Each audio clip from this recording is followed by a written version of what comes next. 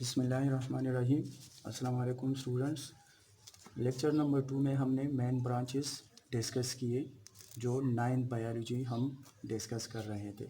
तो 9 बायोलॉजी में हमने मेन ब्रांचेस डिस्कस किए, जिसमें हमने पढ़ा था कि botany the study of plants, zoology the study of animals, microbiology the study of micro organisms. इसके मैंने एग्जांपल्स भी दिए थे। तो आज हम इंशाल्लाह पढ़ेंगे लेक्चर नंबर 3, जो कि बायोलॉजी के सब ब्रांचेस है, छोटे छोटे ब्रांचेस है। और इसको हम किस तरीके से स्टडी करते हैं, इसमें हम क्या स्टडी करते हैं, ये आज हम आपको बताएंगे। तो सबसे पहले जो सब ब्रांचेस है बायोलॉजी के, इसमें हमारे पास आती है मॉर्फोलॉजी, सेकंड नंबर पर आती है एनाटॉमी, और थर्ड नंबर पर फिजियोलॉजी। वैसे हमारे पास 15 ब्रांचेस है, ये 15 ब्रांचेस है, लेकिन हम आज सिर्फ 3 डिस्कस करेंगे। इंशाल्लाह आगे हम और भी पढ़ेंगे। तो मॉर्फोलॉजी हमारे पास किस चीज़ की स्टडी है? तो अगर हम डिफिनीशन की तरफ देखें तो the study of shape, form and structure of living organisms. Morphology, the branch of biology which deal with the study of shape, form and structure of living organisms. तो मॉर्फोलॉजी की डिफिनीशन यही है। अगर मैं आपको एग्जांपल्स बता दूं,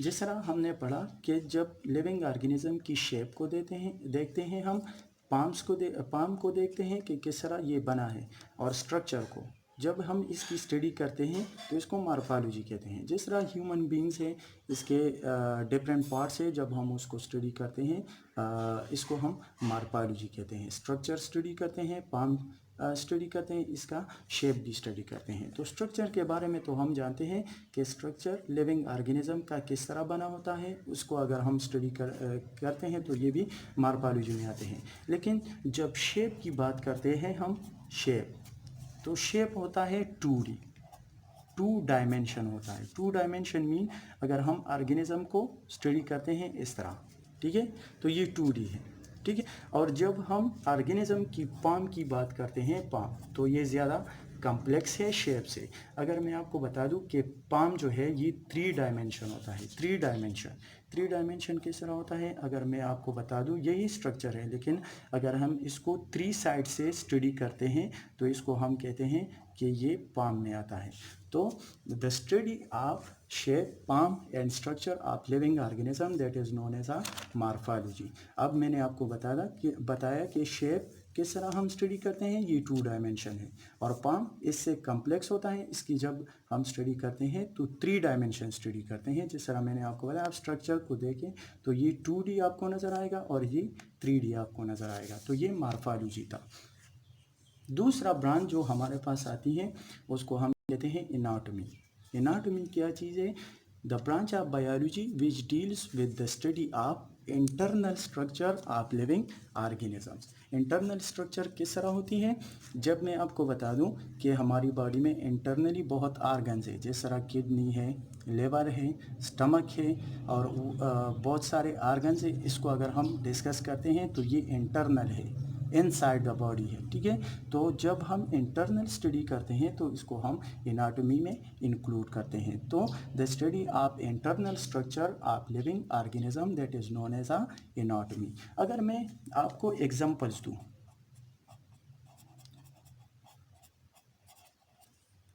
जब हम लंग्स को स्टडी करते हैं, जो हम ब्रीथिंग के लिए यूज़ करते हैं, तो स्टडी करना लंग्स का, तो इसको हम एनाटॉमी में इंक्लूड करते हैं। अगर मैं बता दूं स्टमक, तो ये भी इंटरनल ऑर्गन है, इनसाइड द बॉडी है, तो इसको भी हम एनाटॉमी में इंक्लूड करते हैं। वैसे बहुत सारे ऑर्गन्स हैं, जब इसको हम स्टडी करते हैं तो ये एनाटॉमी है, क्योंकि इंटरनल है तो इंटरनली जो भी ऑर्गन आप स्टडी करते हैं तो इसको हम एनाटॉमी में इंक्लूड करते हैं। तीसरा जो हमारे पास आता है, मैंने आपको पहले भी बताया कि 15 ब्रांचेज हैं, आज हम सिर्फ 3 डिस्कस करेंगे। तो पहले हमने मॉर्फोलॉजी पढ़ा, फिर एनाटॉमी पढ़ा, और अब हम फिजियोलॉजी स्टडी करेंगे।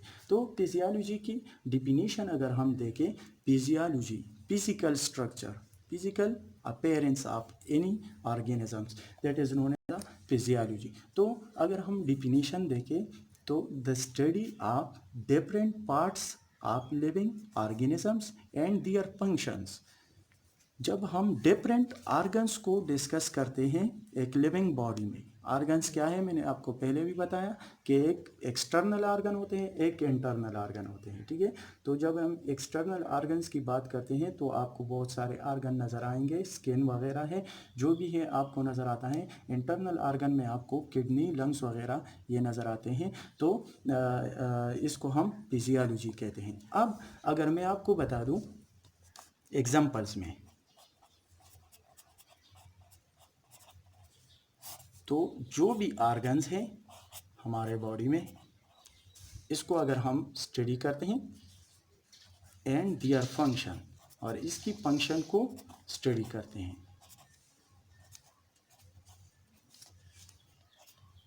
तो इसको हम क्या कहते हैं, इसको हम फिजियोलॉजी कहते हैं। फॉर एग्जांपल मैं आपको बता दूं कि हम लंग्स को स्टडी करते हैं और इसकी फंक्शन को स्टडी करते हैं। तो ये लंग आपका आर्गन है और इसका फंक्शन क्या होगा, ये ब्रीथिंग में हेल्प देता है। अगर मैं आपको बता दूं कि आप स्टमक को स्टडी करते हैं, तो स्टमक हमारे पास एक आर्गन है और इस आर्गन का जो फंक्शन है वो है digestion, mechanical and chemical digestion दोनों कर सकते हैं ये, ठीक है। अगर मैं आपको बता दूं कि स्किन है, स्किन एक आर्गन है, ठीक है, एक टिश्यू है, एक सबसे बड़ा आर्गन है। इसको हम क्योंकि ये स्किन सेल से बना है तो ये एक टिश्यू भी है, ठीक है, जो कि एक आर्गन को बनाती है। अब अगर हम स्किन की बात करें तो स्किन की स्टडी भी हमारे पास फिजियोलॉजी में आती है। अगर स्किन की फंक्शंस की बात करें तो स्किन का फंक्शन है होमोस्टासिस, जो कि इंटरनल बॉडी टेम्परेचर को मेंटेन रखता है। जब हमारे बॉडी टेम्परेचर इंटरनली बहुत ज़्यादा होता है, 37 डिग्री से ज़्यादा होता है, तो ये क्या करता है, ये होमोस्टासिस करता है। ये आपका स्वेट निकालते हैं, आपका पसीना निकालते हैं, और ये पसीना आपके जो बॉडी है, बॉडी टेम्परेचर है, उसको क्या करता है, उसको फिर मिनिमाइज करता है, कम कर देता है। इसके अलावा स्किन का बड़ा फंक्शन ये भी है कि ये इंटरनल जो हमारे आर्गन्स है वो हमारे इन्फेक्शन से बचाते हैं। अगर कोई ऑर्गेनिजम्स इंटरनली बॉडी में एंटर हो जाना चाहता है तो स्किन हमारी प्रोटेक्शन करता है, ठीक है। तो यही हमारे पास इसका फंक्शन थी। Thank you very much.